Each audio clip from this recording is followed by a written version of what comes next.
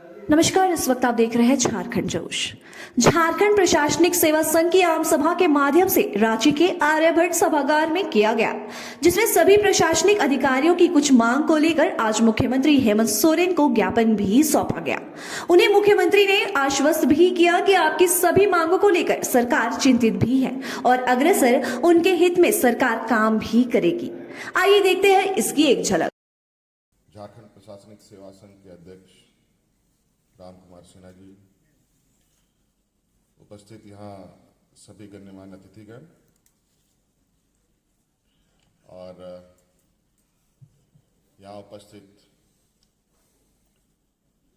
हमारे print electronics media के सदस्यगण, आप सभी को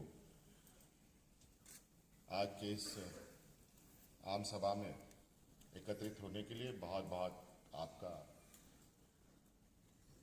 आभार प्रकट करते हुए अपनी ओर से मैं आप सबको जोहार करता हूं। जैसे मुझे बताया गया है कि बहुत लंबे समय के बाद आज राज्य प्रशासनिक सेवा की आम सभा आहूत हुई है।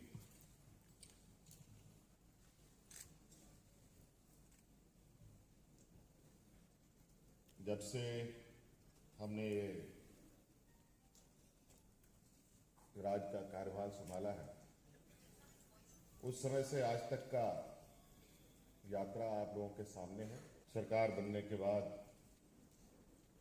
सरकार ठीक से बैठी भी नहीं थी। कोरोना जैसा महामारी हमारे सामने एक चुनौती बनकर आया।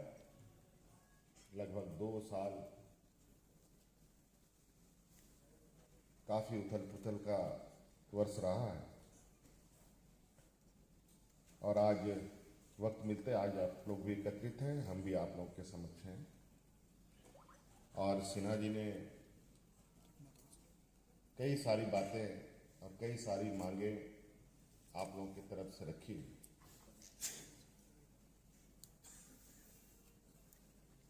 मेरा ये मानना है, राज्य प्रशासनिक सेवा के पदाधिकारी किसी भी राज्य को दिशा दिखाने में एक अहम भूमिका निभाते हैं और आप जिस स्तर पे काम करते हैं, जहां आपको पूरा राज्य का आंतरिक हालात, यहाँ के हर समस्या, हर चीज़ों से आप वाकिफ होते हैं और आपका अनुभव कहीं ना कहीं बहुत महत्वपूर्ण साबित होता है राज्य को दिशा दिखाने में। इसलिए मैं मानता हूँ कि राज्य प्रशासनिक सेवा लोग जितने भी पदाधिकारी राज्य में हैं, उनका सही मार्ग, उनका सही कार्यशैली से राज्य को एक मजबूत सहयोगी के रूप में आप पहचाने जा सकते हैं और राज्य को एक मजबूती के साथ आगे बढ़ने का भी हौसला मिलता है।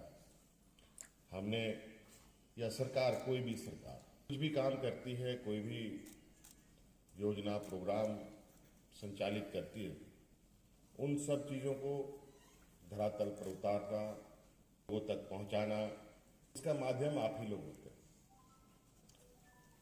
ये पदाधिकारी, IAS IPS जितने हमारे अधिकारी हैं, उनकी एक अलग कार्यशैली है, उनकी एक अलग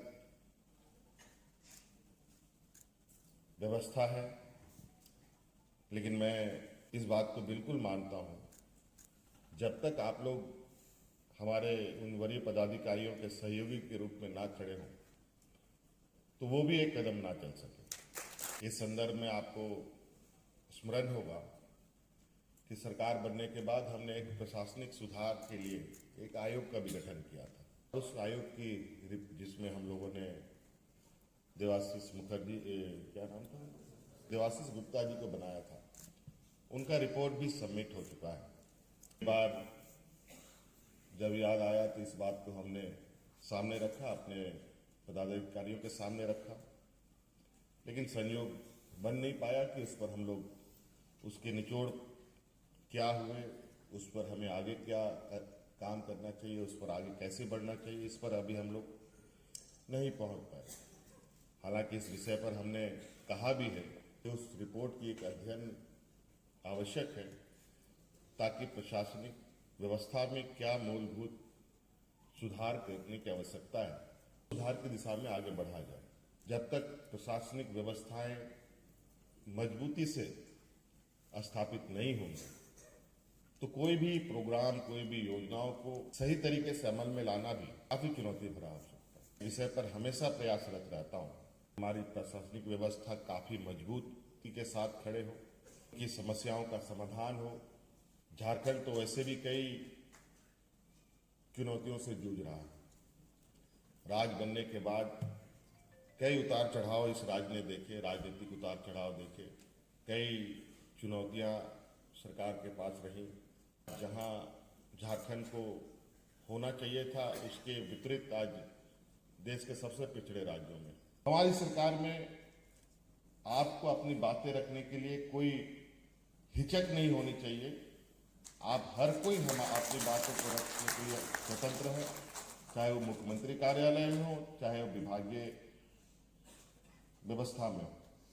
आपकी बातें संवेदनाओं के साथ सुनी जाएगी और बिल्कुल संवैधानिक तरीके से जो न्याय संगत है उस पर बिल्कुल सहानुभूतिपूर्वक विचार करेगी।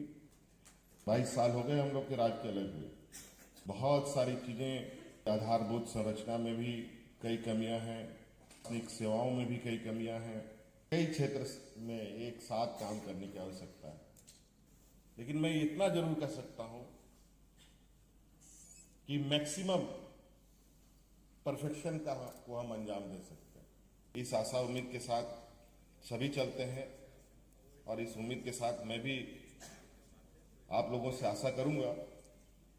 और मैंने पहले भी कहा कि आप सभी लोगों का ख्याल रखना सरकार की जिम्मेवारी है और आपका ख्याल रखना राज्य की जिम्मेवारी है। और आपकी इन सभी मांगों को मैं सहानुभूतिपूर्वक अति शीघ्र समाधान करने का आपको आश्वस्त करता हूं। धन्यवाद। तो अभी कहा ही आपने सुना होगा मेरा स्पीच की सबसे ज़रूरत है वेतन विसंगति है। जो पदाधिकारियों में वेतन विसंगति है उसको दूर करने की ज़रूरत है। इस सेवा को प्रीमियर सेवा घोषित करने की ज़रूरत है। अंचलों में अंचल गार्ड की बहुत आवश्यकता है। अंचल गार्ड नहीं रहने पर हमारे पदाधिकारी जो दूरस्थ क्षेत्रों में पदस्थापित हैं वो अपने आप को सुरक्षित नहीं महसूस कर रहे हैं, इसलिए उनको वहाँ रहने में भी कठिनाई हो रही है। वहाँ आवास नहीं है, वाहन की बहुत कमी है, महिलाओं के लिए चाइल्ड केयर लीव का प्रावधान है वो नहीं मिल रहा है।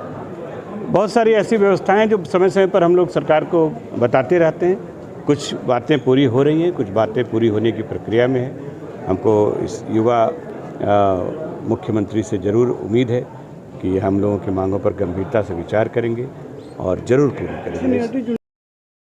ऐसे ही तमाम छोटी बड़ी खबरों के लिए बने रहे हमारे साथ आपके अपने चैनल झारखंड जोश में। धन्यवाद।